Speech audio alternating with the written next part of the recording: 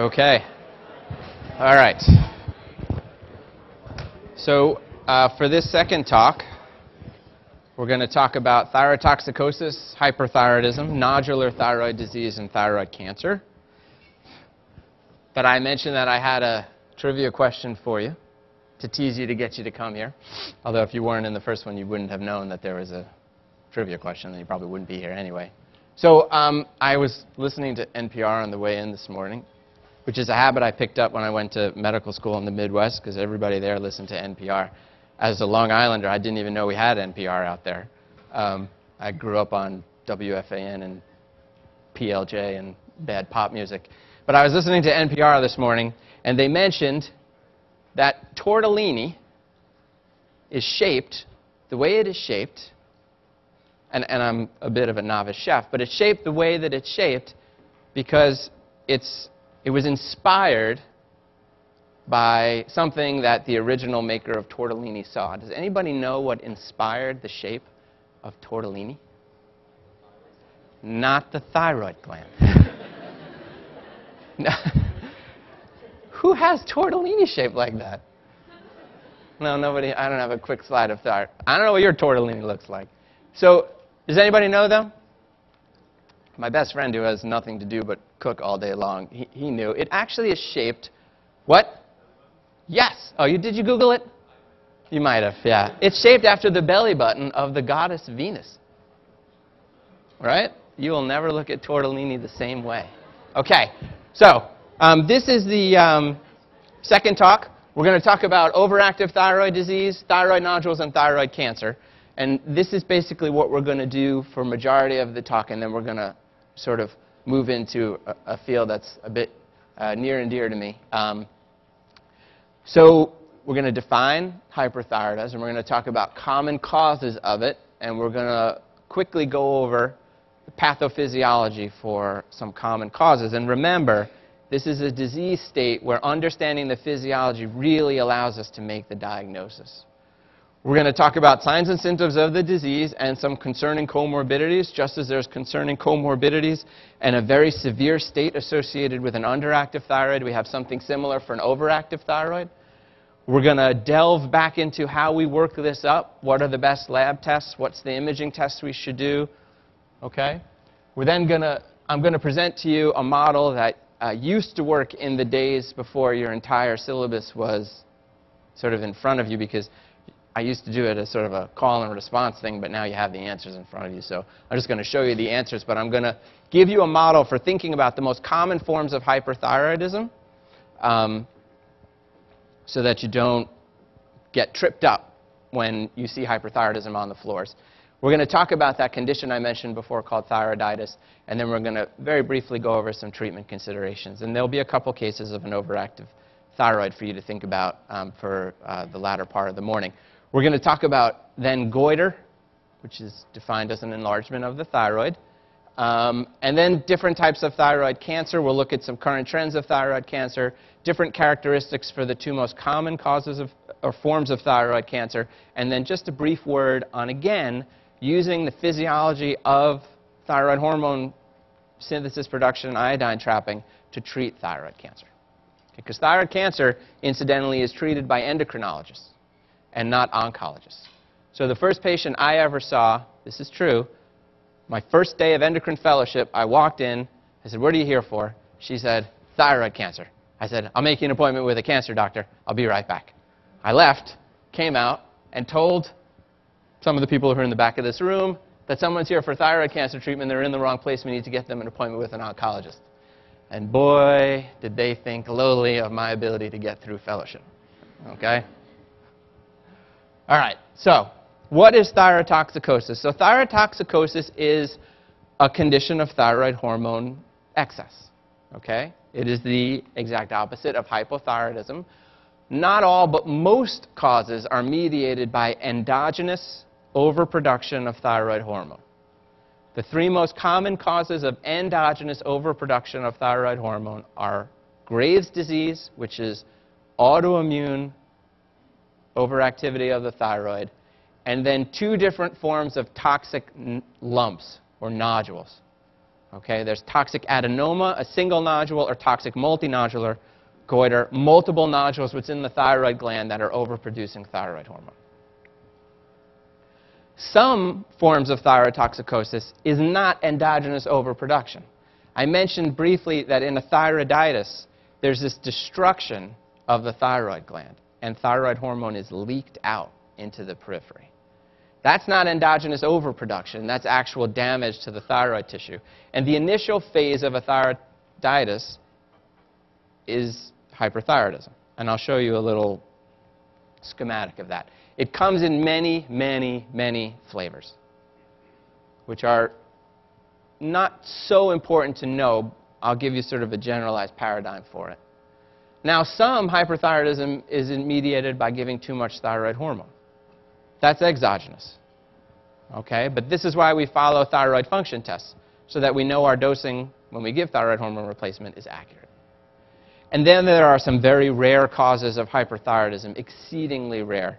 There is a TSH-producing pituitary adenoma, so a tumor of the cells in the pituitary, the thyrotropes that generate TSH, that feed forward to the thyroid gland to produce more thyroid hormone. Extraordinarily rare.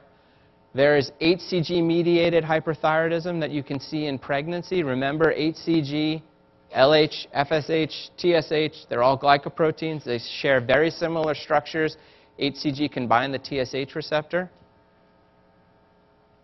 There are drugs. Amiodarone, I mentioned, can cause an underactive thyroid, but it can also actually induce both a thyroiditis, a destructive damage process to the thyroid gland, and because there's a lot of iodine in this molecule, the iodine can be used to generate more thyroid hormone. So it can cause hyperthyroidism as well. And iodine administration itself, so whenever we do a CAT scan, if you have a CAT scan with IV contrast, that IV contrast has a high iodine load in it. And the iodine can be used by the thyroid gland for people who are at risk for this with toxic adenomas or toxic multinodular goiters.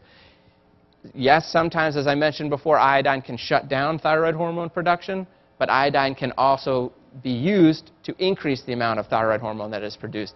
And this is called the Jod-Basedow effect. So what is Graves' disease? Well, Graves' disease is the most common cause of hyperthyroidism, and it is mediated by the body's immune system. So in this schematic, which we've seen before, what you have is you have an immune response where B cells are making antibodies, and those antibodies bind the TSH receptor and do everything that the TSH receptor would do everything that the interaction between TSH and the TSH receptor would otherwise do. So they activate an excess production of thyroid hormone. And the cells are upregulated and constantly producing thyroid hormone. And that T4 and T3 will go back to the hypothalamus and pituitary and turn off endogenous TSH. So that's the pattern that we see. We see high levels of thyroid hormone and low levels of TSH because something else is driving forward the production of thyroid hormone. And this is autonomous production of thyroid hormone mediated by antibodies that basically look just like TSH. This antibody is called the thyroid-stimulating immunoglobulin. So this is more than half of all causes of thyroid toxicosis. Again, it's autoimmune. It's more common in females. There are genetic and environmental components. The T cells stimulate B cells to produce these activating antibodies. Many times you see TPO positivity. This is the specific one, thyroid-stimulating immunoglobulin. That's the actual antibody that binds to the TSH receptor and activates it. But many times you also see thyroid peroxidase antibody positivity because remember, TPO is not specific. It's a general marker for autoimmune-related thyroid problems. And sometimes TSI is negative, TPO is positive, and we refer to that sort of as autoimmune hyperthyroidism. So we can see variable patterns, but the most common one is that TSI is positive. Now that antibody can also find its way to interacting with other tissues of the body, specifically the extraocular muscles behind the eye, and also fibroblasts in the skin in the legs. And these two conditions, when there's a lot of inflammation behind the eyes and the eyes are pushed forward, we call that proptosis. It's a form of exophthalmos. It's specific to Graves' disease. You don't see it in anything else. It's pathognomonic. Same with this sort of cross-reactive antibody interaction down in the legs, but this is very rare. And of course, to keep you confused, we named it, not me, pretibial myxedema, even though this is only seen in hyperthyroidism. Yeah? How can you tell the difference between that and other forms of exophthalmos? We'll get there. Okay? The other thing that's pathognomonic is that because these antibodies stimulate diffuse production of thyroid hormone, the gland hypertrophies and grows, and it needs a vascular supply, but the vascular supply is a little erratic, and so you get a bruit. You hear an auscultative sound when you put your stethoscope on the gland, tss, tss, tss, tss, tss, in the thyroid. That only happens in one condition, Graves' disease. Okay, sometimes you could feel it with your fingers, and then we call it a thrill. So that's the most common cause of hyperthyroidism. We'll get a little bit more into that when we talk about the workup. Toxic adenomas are also high in the differential diagnosis for endogenous overproduction of thyroid hormone. So look here first, okay? These are variable mutations of the TSH receptor. They're activating mutations of the TSH receptor, so that the TSH receptor without the ligand TSH is autonomously activated. And that induces increased cell growth differentiation and increased production of hormones. So how does that look sort of when you approach a patient? Well, if you feel their thyroid, you're probably not going to feel much on one side, and you're going to feel this lump on the other side. And why does that develop? So let's think about this. We have an activating mutation of the TSH receptor. It increases cell growth differentiation, so that lump expands. That lump also produces more T4 and T3. As T4 and T3 levels rise, that goes up to the hypothalamus and pituitary and turns off endogenous TSH. That's the same pattern of blood tests that we see in Graves' disease. Okay? This is hyperthyroidism. But because there's no TSH, this side of the thyroid, or the rest of the thyroid tissue that is not autonomously active, has no desire to make thyroid hormone because there's no TSH. And so, as opposed to this side, which got atrophied by one of these, hypertrophied by one of these mutations, the rest of the thyroid basically atrophies down. And if you look at this with an ultrasound machine, you see a big lump on one side and an atrophied tiny little sliver of thyroid on the other. Or if you look at it with an uptaken scan, and we will, you're going to see just the one lump that's trapping iodine. The rest of the gland won't be seen on an uptaken scan because it's not under the stimulative effect of TSH. So here's, if you did an uptaken scan, if you gave somebody radio-labeled iodine and they drank it, and then a day later they come back, you put a counter in front of their neck, and you get a sense of how much iodine is being trapped in the gland. That comes to you as a percent. And then if you have a high percent, or even a normal, you take a picture. And this is what a toxic adenoma looks like. One nodule with an atrophied remainder of the thyroid gland. You don't see it. Why don't you see it? There's no TSH, no TSH, no sodium iodide symporter, no thyroid hormone production on the contralateral side. We'll go over that again. What are the symptoms of an overactive thyroid? So it's quite the opposite of an underactive thyroid. Palpitations, nervousness, agitation or irritability, excessive heat. There was cold before, now there's excessive heat. Tremor, easy fatigability, okay? Muscle weakness, there is a myopathy associated with that. It's usually a proximal myopathy. People can't use their large muscles, their thighs or their arms. There's weight loss with a good appetite because the metabolism is so upregulated. You can have vision problems, blurry vision, double vision, sandy, scratchy eyes, usually from the exophthalmos associated with Graves, as opposed to constipation, frequent bowel movements, 6 to 10 movements a day. Oligomenorrhea, so you can also see, it's non-specific changes in thyroid hormone can affect the menstrual cycle in both directions. Signs, tachycardia. Sinus tachycardia is the most common, but the most concerning is atrial fibrillation. We'll talk about that. Enlargement of the thyroid gland, but that's entirely nonspecific. Warm skin, moist skin, as opposed to cool, dry skin in hypothyroidism. You can test for the myopathy. All forms of hyperthyroidism can be associated with eyelid retraction. That has to do with the sympathetic nervous system tone of the levator palpebrae muscle in the eyes. But only one form is associated with exophthalmos. Gynecomastia is rare. You can have a form of heart failure called high-output heart failure. And you can see it's one of the rare things that can cause a wide pulse pressure. So here's your signs and symptoms of overactive thyroid. Yes?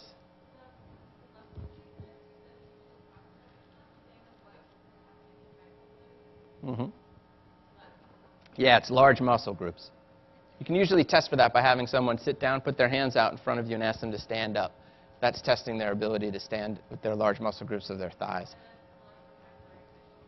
Yeah. Okay, so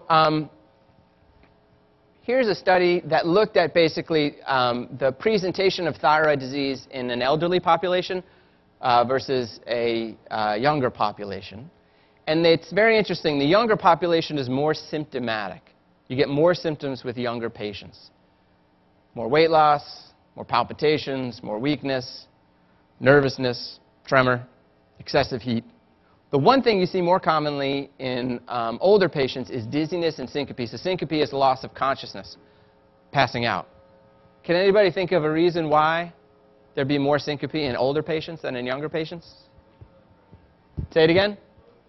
No, it doesn't necessarily have to do, well, it's a form of low blood pressure in essence, but it turns out that older patients usually have underlying heart disease, high blood pressure, and those are risk factors for the concerning arrhythmia known as atrial fibrillation, which is much more common in older patients than it is in younger patients.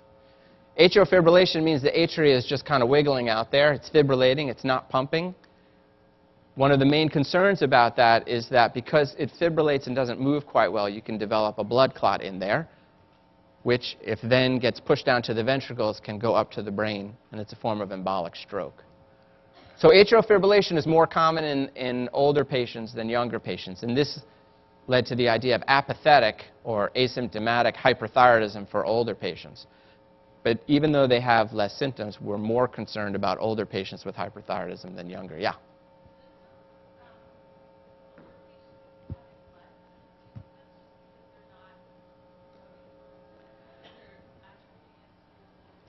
So the question is whether or not older patients don't note the symptoms as well or attribute it to older age. It's actually not uncommon in other disorders for older patients not to present with many symptoms.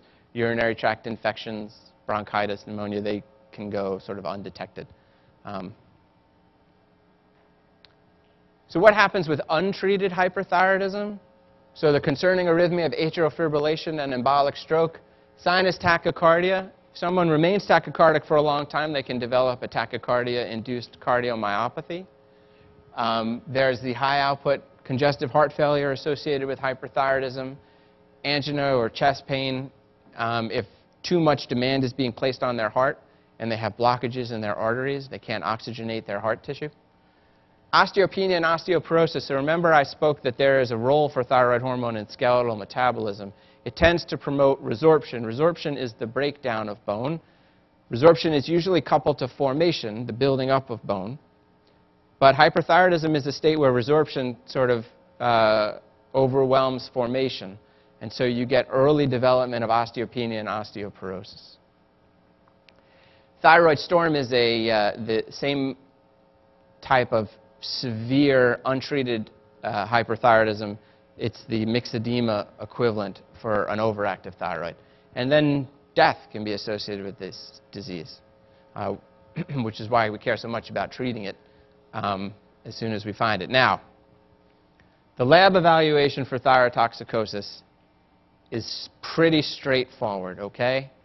What I want you to think about is how you can use your physical exam skills, because when you get to the floors and you get to your clerkships and you see patients with hyperthyroidism, it's very commonly interns and residents overlook how critical it is to examine the actual thyroid. And when someone has hyperthyroidism, you should be honed in on the idea that you could actually make the diagnosis without the uptake and scan, without the fancy blood work, without the fancy tests. So how do we do that? So free T4 and TSH are critically important, but they are not diagnostic. They tell you that there's hyperthyroidism. They don't tell you why. Now, the physical exam is poorly done, not reliable when somebody is sort of lying back. It's very hard when someone's kyphotic and bent over because the thyroid moves down into the sternum. So you may not be able to get your fingers fully around the thyroid gland, even with swallowing. But if you can't get your fingers fully around the thyroid, the inferior part of the thyroid lobes, then you can ask somebody to swallow, but you still may not be able to feel the whole thing. That doesn't mean you shouldn't keep practicing it, okay? Think anatomy. So here's where the thyroid is. Remember, cricoid cartilage is your landmark. Move your fingers down a little bit lateral, and then start walking around where the thyroid is. You're feeling for lumps, bumps, firmness, softness, thrills. You're listening for bruits. Now, this is a schematic of what, say, a normal thyroid would look like. But here, this person is suffering from Graves' disease. Right? So the thyroid-stimulating immunoglobulin is binding the TSH receptor and causing a diffuse symmetric enlargement of the thyroid that is creating a lot of thyroid hormone in the periphery. You can even sometimes detect on physical exam the pyramidal lobe, which is this lobe right here. It's not usually felt in states of normal thyroid conditions. In order to vascularize the gland, you get an erratic blood supply, and that erratic blood supply induces turbulent flow. And turbulent flow is what you hear when you put your stethoscope on the thyroid tissue in somebody who has Graves' disease. You don't always hear it, but once you hear it, you've made the diagnosis because there's nothing else that can do this. So the thrill and the bruit are pathognomonic for Graves' disease. Now, all forms of thyrotoxicosis, when you're evaluating them, can be associated with lid retraction.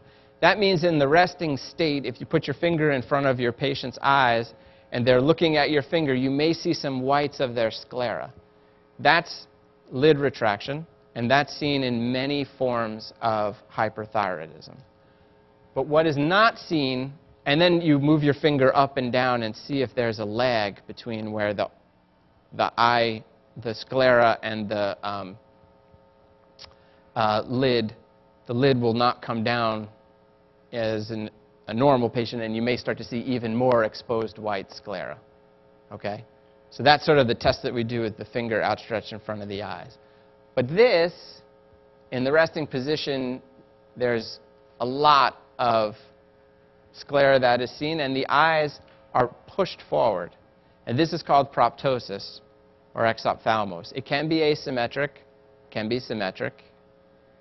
This is another pathognomonic finding for Graves' disease. It's a cosmetic one, and it's associated with a lot of self-esteem issues, and unfortunately, the treatment for this is pretty much unrelated to treating the thyroid. When this develops, it's the antibody that's causing the problem. We don't have a treatment to make the antibody go away. We could treat the thyroid, but this antibody interaction with the fibroblasts in the back of the eye, causing the inflammation and the proptosis and the swelling pushing the eyes forward, that's an independent process. You could even see it 15 years after you've already treated the thyroid and rendered somebody hypothyroid.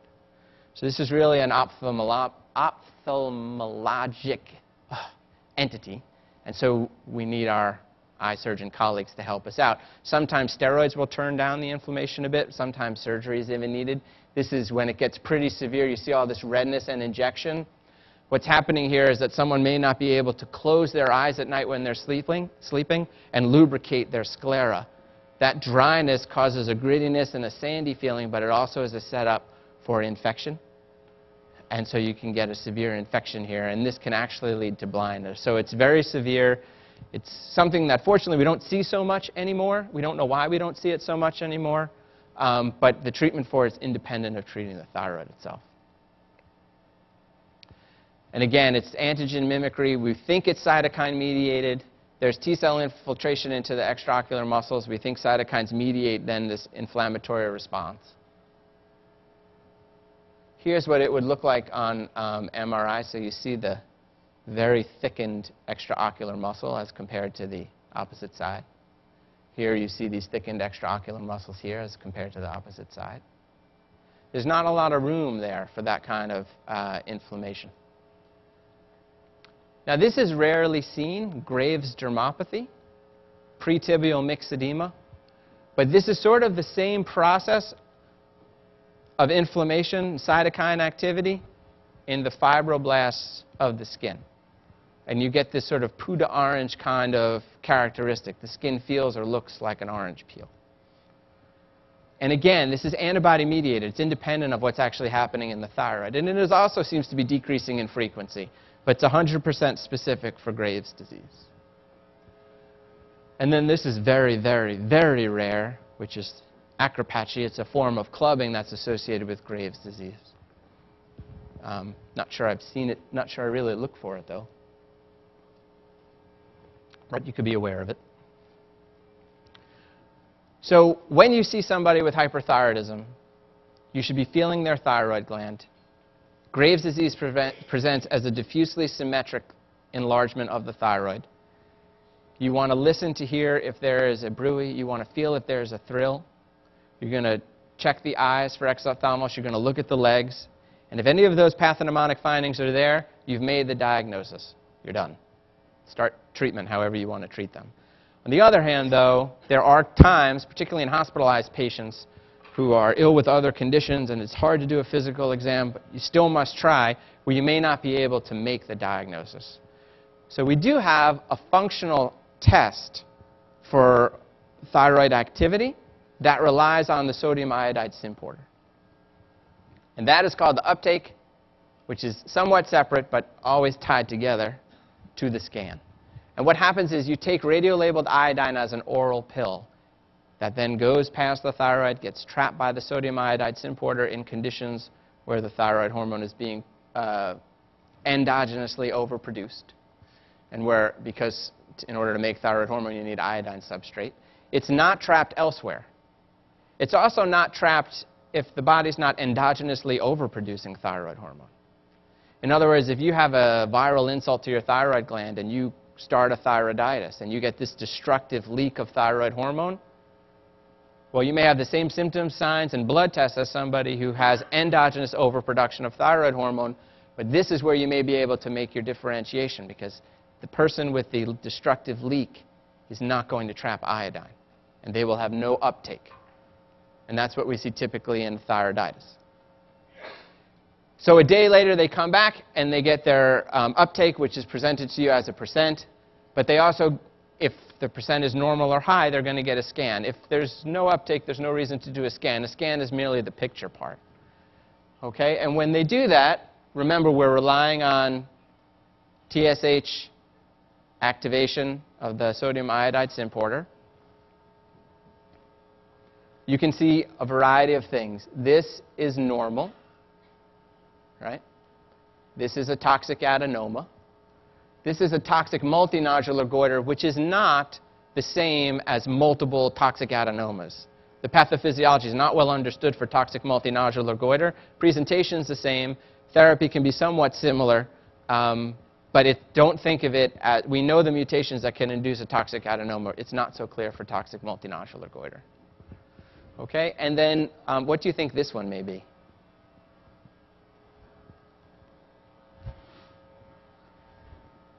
Any guesses? Yeah, Graves' disease, right? Normal lobes, diffuse symmetric enlargement of the thyroid tissue is what you see in Graves' disease. And they'll report it as diffuse homogeneous uptake. Now, an uptake and scan takes a day or two and can be somewhat intensive, labor-intensive, maybe somewhat expensive. There are other tests you can do before you get to the uptake and scan that may be able to help you.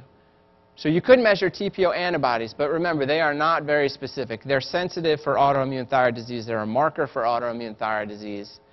When you do see thyroid disease, this is typically the first thing that we will measure in addition to free T4 and TSH.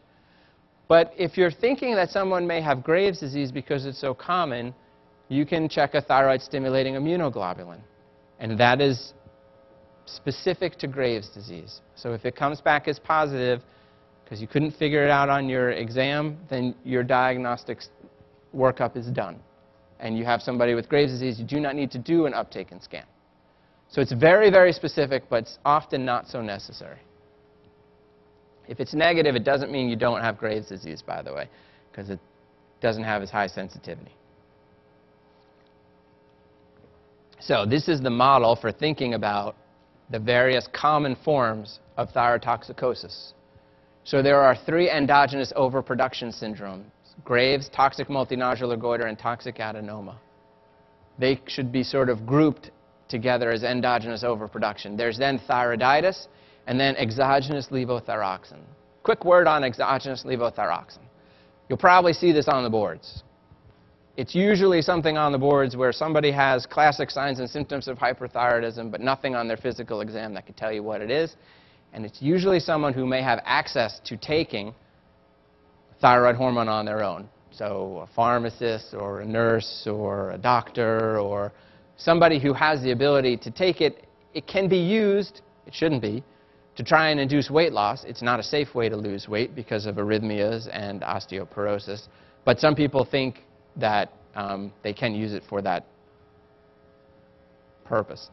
So it's rare. I don't really recall seeing it very much in sort of the outpatient setting, but be leery of it when it comes time to take your board exams. So how do these present? Well, the free T4 level in all of them is elevated. These are all conditions of hyperthyroidism. TSH, endogenous TSH production is down in all of them because there's elevated levels of thyroid hormone. Antibodies are positive in Graves', usually negative in the other forms of endogenous overproduction. They can be positive in a thyroiditis. So TPO positivity does not mean Graves' disease. TSI positivity does. But you may see TPO, and you commonly do see TPO positivity in a thyroiditis.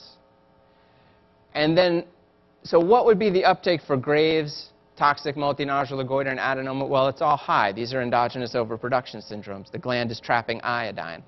The other two, on the other hand, in thyroiditis, or if you took exogenous levothyroxine, your body doesn't need to make thyroid hormone if the brain is sensing thyroid hormone is coming from somewhere else. So since you're not producing it endogenously by the thyroid gland, there is no uptake that you see if you are suppressing the system by taking exogenous levothyroxine.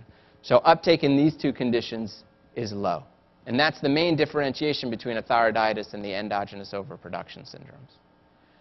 And then in terms of a scan, I'll work on my art for next year, but this is diffusely symmetric positivity on a scan. This is what toxic multinodular goiter would look like. And here's what a toxic adenoma looks like. So the colored areas are where there's high uptake, and then the white areas are basically where there is atrophy of the surrounding tissue because these tissues have no stimuli. There's no TSH to keep them actively making hormone because you're getting an excess of hormone from other areas. And then they don't do a scan if there's no uptake. The no scan if there's no uptake, because there's no point in taking a picture of something that's not going to be there. So quick word on thyroiditis. There's many different forms, but they all tend to have the same pattern. And the pattern is one of a hyperthyroid phase first that usually lasts weeks, 6, 8, 10 weeks. And then that hyperthyroidism phase starts to resolve itself. So what's happening in the hyperthyroid phase? The gland is being destroyed. Virus, bacteria, tuberculosis, mycobacteria, radiation, something is causing the follicles to basically be destroyed, and the colloid leaks out. So thyroglobulin leaks out, and thyroid hormones leak out. And so the first thing you see is this hyperthyroid phase, and then the gland starts to repair itself, starts to regenerate thyroid follicles, starts to be responsive to TSH again, and make its own thyroid hormone. In that phase, though, you may actually enter a hypothyroid phase. And that's because before the gland itself completely regenerates, okay, as it's sort of diddling to make enough thyroid hormone for regular daily activity, the brain senses that and drives up TSH production. But the gland is not fully restored yet, and so it struggles to make enough thyroid hormone. These are both, well, this one can be symptomatic, but it's transient. This one is usually asymptomatic. We actually only see it because we're kind of following thyroid tests as we're waiting for the gland to repair itself fully. You don't usually need to give levothyroxine here, although some patients can get symptomatic, and then it's not a bad thing to do. But the vast majority of patients restore themselves to normal thyroid function. However, patients with Hashimoto's who undergo a thyroiditis are at higher risk to not be able to restore their gland to normal thyroid function, and that can be a permanent cause of hypothyroidism. Postpartum thyroiditis is a very common cause, can be TPO positive. It's a very common cause of a thyroiditis, and even if it occurs on one time or multiple times, there may not be a recovery. So there are a certain percentage of patients, it's usually single digits, who can't recover their thyroid function. And in those patients, the hypothyroid phase extends, and they do need levothyroxine replacement. Now, I mentioned there's a lot of different words for the thyroidites. So this is one way to, or thyroidites, to think about them. There is subacute, which is typically painful. It's post-viral, bacterial, fungal, mycobacteria, infectious. There's acute thyroiditis. This is one of the few endocrine emergencies. This means that usually there's bacteria inside the thyroid gland. They're generating abscesses and or pus. The diagnosis is made because the patient has severe pain, high temperatures, they have fever, and you do a biopsy of that in the office, and you actually pull back pus where you should be pulling back thyroid material.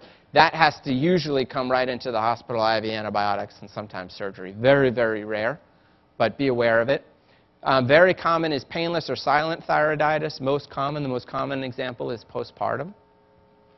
There's drug-induced, as I mentioned, amiodarone can cause a type of thyroiditis. And then there's a fibrotic form of thyroiditis called Riedel. So this is one way to think about it. The most important thing, though, is understanding this. Okay? So how do we treat an overactive thyroid? Well, the most important thing, actually, is to help somebody with the symptoms, such as palpitations, tremors, excessive heat. And in order to do that, we have to decrease their adrenergic tone. Remember, hyperthyroidism is a disease of increased adrenergic tone. That induces the palpitations, the excessive heat. If you remember what thyroid hormone does in terms of sensitivity to catecholamines and adrenergic tone, you can think about it in those terms.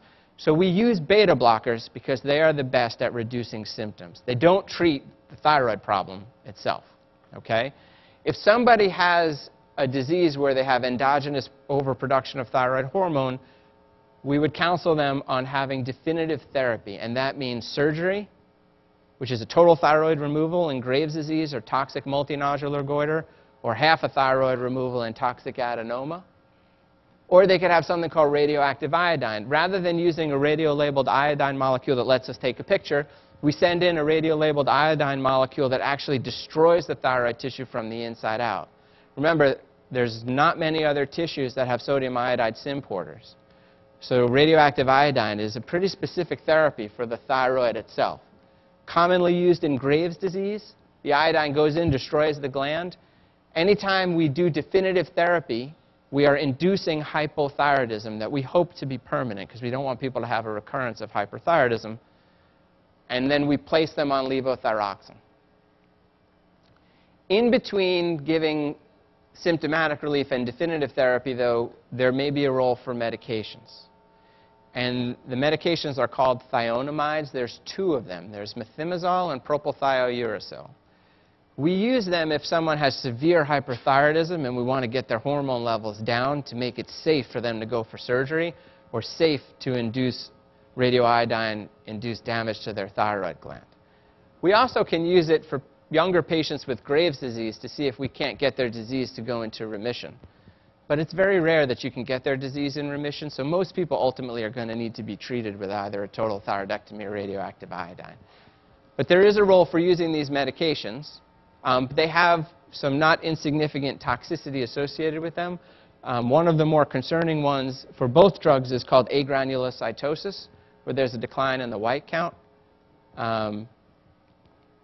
Patients usually need to be hospitalized if that develops. They present with spiking fevers and sore throats. PTU we rarely ever use because it's associated with significant liver toxicity and is one of the drugs that more commonly can lead to liver necrosis that would require a transplant. So methimazole is basically our main drug. And the way that it works is not clear, not entirely clear, but seems to have an effect on the TPO enzyme in decreasing its production of new thyroid hormone.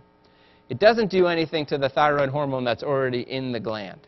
So these drugs, they can start to work right away. Within a day or two, they'll usually start to work, but they're not really going to decline levels in patients with endogenous overproduction syndromes immediately because there's a lot of preformed hormone that is still going to be endocytosed and released. This just stops the production of new hormone. It's the beta blockers that get people feeling better early on in the course of treatment for an overactive thyroid. So just some tidbits. Thionamides only inhibit production of new hormone, doesn't interfere with preformed hormone. Beta blockers are the most important drugs up front. We'll talk about this in the small groups.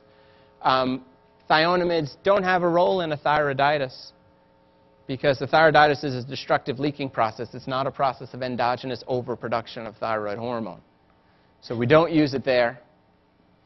I'll let you read these because we'll talk about them this afternoon. Now, very severe thyrotoxicosis can lead to a condition called STORM, which fortunately is very rare, but unfortunately is associated with a high mortality. This is usually when patients have some type of intercurrent illness, and they may or may not be taking their thyroid medication regularly. And so those are the two big precipitants. An intercurrent illness like an infection and a lack of taking their thyroid medication regularly will lead to this thyrotoxic crisis. There's point scoring systems and all sorts of ways to try and make the diagnosis, but it's really a clinical one. And if you see somebody that has very severe thyrotoxicosis, it's not a bad idea to treat them as if they had thyroid storm until you have a better idea of what their thyrotoxicosis is or what's actually eliciting their thyrotoxicosis. The big difference between when we have STORM and when we don't have STORM is that the treatment algorithm for thyroid storm is a bit different. So we use high doses of beta blockers, typically this one, propranolol, because it can, at very high doses, decrease T4 to T3 conversion, and that's a good thing to have in a case of severe thyrotoxicosis. We use methimazole, also in high doses at increased frequency. All right, we need to give high doses and increased frequency of the drugs because, unlike hypothyroidism, now metabolism of these drugs is increased. And so you need higher doses and you need to give them more often. And then after methimazole, you can give iodine. So remember I said that iodine has a couple different effects. One of the effects is that it decreases sodium iodide uptake, decreases preformed thyroid hormone release. So that's great, but it can also be used to generate new thyroid hormone. Well, that's why you have to give methimazole first, and then you give iodine second. Because once you have methimazole, you can't generate new thyroid hormone production, and then the iodine has a role. And some people think about giving steroids. So that's the severe form of thyrotoxicosis. Now, a few words about goiter. Goiter is just a terminology for an enlarged thyroid gland. It doesn't have to do with function. You can see it in hypothyroidism, you can see it in euthyroidism, and you can see it in hyperthyroidism. It merely means enlarged thyroid. A diffuse symmetric goiter is what we typically see in Graves. This is what you might feel in a multinodular goiter. Here's a uninodular goiter. And then there's just sort of simple goiter, which may not have nodules and may have nothing to do with Graves' disease. We worry about goiter more for compressive problems related to the trachea, because it can pinch the trachea or it can pinch the esophagus. So dysphagia and dyspnea, shortness of breath, particularly when the hands are elevated or when someone's lying down and gravity sort of helps induce compressive symptoms. When you do have goiter and you have nodules in it, though, if they reach a certain size threshold, we start getting concerned for whether or not some of those lumps may be a thyroid cancer. And for that, we do an ultrasound and a biopsy. So this is a case from the New England Journal. You could see the enlargement, the shadowing. She has a very large goiter. This is what it looks like on CAT scan. And this is her trachea, deviated and compressed. particularly when she puts her hands up and the thyroid moves down, it gets trapped. There's more compressive symptomology. She has decreased blood flow going back to the heart from her brain. So she's getting plethoric and redness of the face. This is something that has to be surgically remediated. All right, there isn't anything that we could do about this medical-wise. Here before I mentioned that there's certain characteristics of thyroid nodules that may be concerning and may elicit an endocrinologist to want to do a biopsy. We see lots of lumps and bumps in the thyroid. When we see them, the typical evaluation is a set of thyroid tests to make sure that these lumps and bumps are not overproducing thyroid hormone. Because if they are, then we want to work up something like a toxic adenoma or a toxic multinodular goiter. But if the thyroid tests are normal, and more commonly than not they are, then we want to look at characteristics of these nodules and decide whether or not any of them are concerning enough for something like a thyroid cancer. So this nodule is dark or hypoechoic, all right, and it has a lot of blood flow in it. Other concerning things are these little flecks of calcium that you see. Also, it's not very smooth. You see that lobulated border? That all is worrisome. So this person had a biopsy in the office and wound up having what's called follicular thyroid cancer. A few words about thyroid cancer. It's one of the few cancers that are increasing in prevalence. It's not exactly clear why. Initial thoughts was its imaging has gotten so good, CTs and MRIs for all sorts of other things, and ultrasound is so easy to do that we're just picking up cancers that probably would have never hurt anybody, but we can see them now. And so we're finding them more, so it's more of a diagnostic issue. But it turns out that probably doesn't explain everything. There may be something, whether it's environmental or not, there may be something that can help explain the increased risk or prevalence of thyroid cancer, but we don't know it. And I wouldn't buy into Dr. Oz's theories. So 4 major types. Papillary, by and far the most common. Follicular, these two are well-differentiated forms of thyroid cancer. Okay? Medullary, that's from the C cells that make calcitonin that I talked about before. We'll learn about that in endocrine neoplasia. Okay? That's a bit more aggressive. This is actually going from excellent prognosis, pretty excellent prognosis, variable but can be a bit aggressive, to anaplastic, which is a fatal diagnosis. This is poorly differentiated. There is a form of thyroid cancer called poorly differentiated. This is even a step beyond that.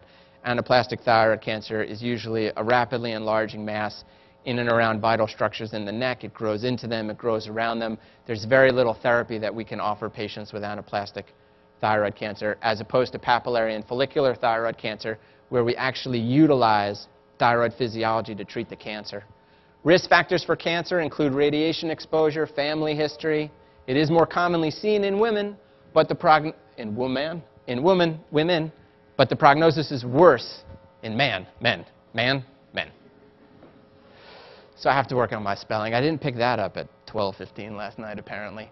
So what's actually happening with thyroid cancer? So here's the incidence of thyroid cancer that's rising between, say, the 70s and 2000. Now, it's true that ultrasound for thyroid kind of came into practice around here.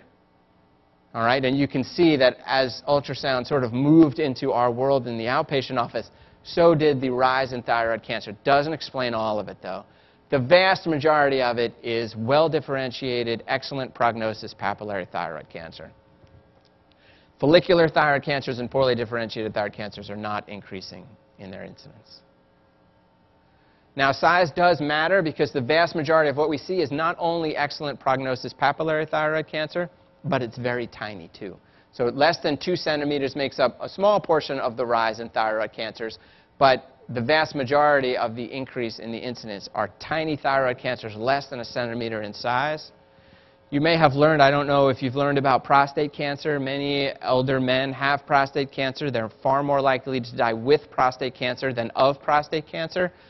Thyroid may be moving, or thyroid cancer may be moving into a similar vein in terms of the thought process, but we're not there yet.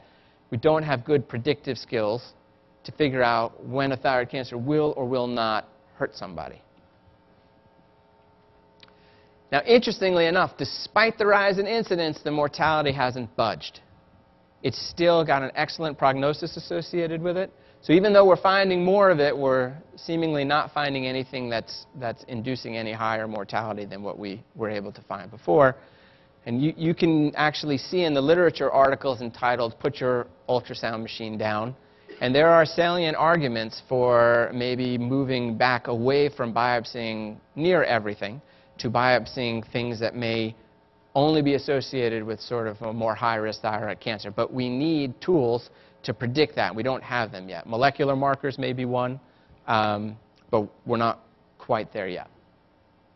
So this is what thyroid cancer looks like histologically, and I'm going to defer describing this to the pathologist at your morning session. But you can see that these cells are very crowded.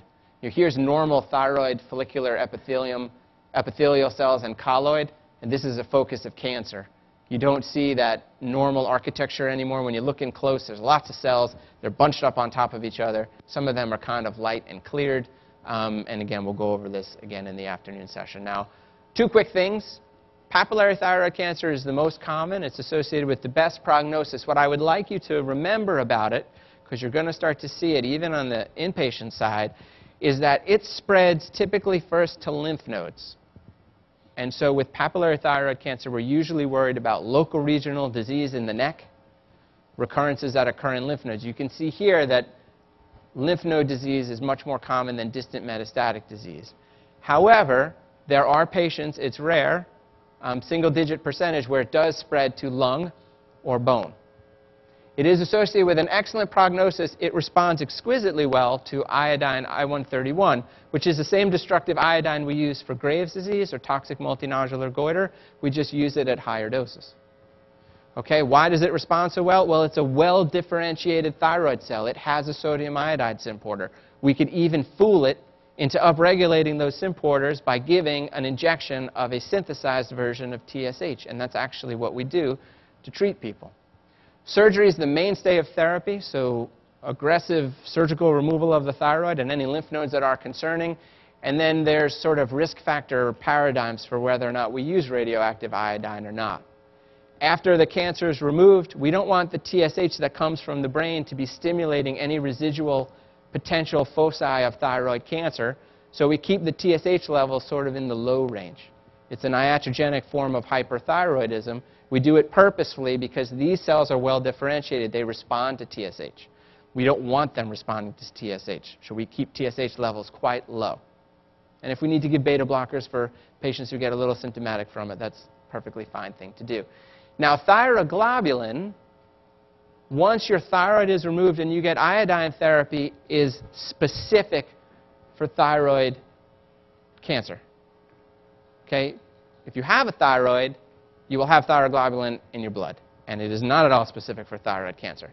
But after you get therapy, thyroglobulin becomes a specific marker for thyroid cancer recurrence, so we follow it and measure thyroglobulin as a means by which to detect a recurrence earlier. Now, follicular thyroid cancer is somewhat similar. It's the second most common. It has a sort of aggressive kind of stepsister, stepbrother, whatever you want to call it, called Hürthle cell. That's a bit more aggressive, associated with a worse prognosis. These two are also well-differentiated forms of thyroid cancer, but unlike papillary thyroid cancer, they actually go hematogenous first. So they don't spread to the lymph nodes as frequently. They go right into the bloodstream, and that gives them access to bone and lungs, and sometimes, unfortunately, brain. The treatment is the same because it's still a well-differentiated thyroid cancer. We still follow serum thyroglobulin, but as you can see here, follicular thyroid cancer has a slightly worse prognosis. But look, we're talking about years after initial therapy for thyroid cancer. The vast majority of people with papillary thyroid cancer will not die of this disease. The vast majority with follicular thyroid cancer will also not die of this disease. We measure mortality in thyroid cancer in decades because it is typically felt to be such an indolent form of cancer. There's always exceptions. There's always people who have aggressive disease, unfortunately. So last thing on the thyroid talk, and then I'll let you run upstairs. Treatment for thyroid cancer. So we use levothyroxine to suppress TSH to keep it low. We use radioactive iodine, particularly in patients who are at high risk or have metastatic disease, meaning the disease spread, like this patient who had disease that spread to the lungs. And we follow serum thyroglobulin as a marker of disease. So what I have for you here is this is somebody who they had surgery, the thyroid's completely removed, their thyroglobulin levels are in the thousands. It should be less than 0.2, okay? We gave an injection of TSH, a synthesized form of TSH, to fool all of the thyroid cancer areas into upregulating their sodium iodide symporters, and then gave the patient radioactive iodine in a big dose, okay? And that dose will go into the thyroid cancer cells and destroy them. So here their thyroglobulin is 2,400. A year later, we give that patient a stimulative dose of recombinant human TSH or TSH, and we see whether or not they make any thyroglobulin at all. And this person didn't, and we do a head-to-toe scan at the same time, and now that disease that we saw in the lungs is completely gone, which is not uncommon in thyroid cancer. It's not like renal cell cancer, breast cancer, lung cancer.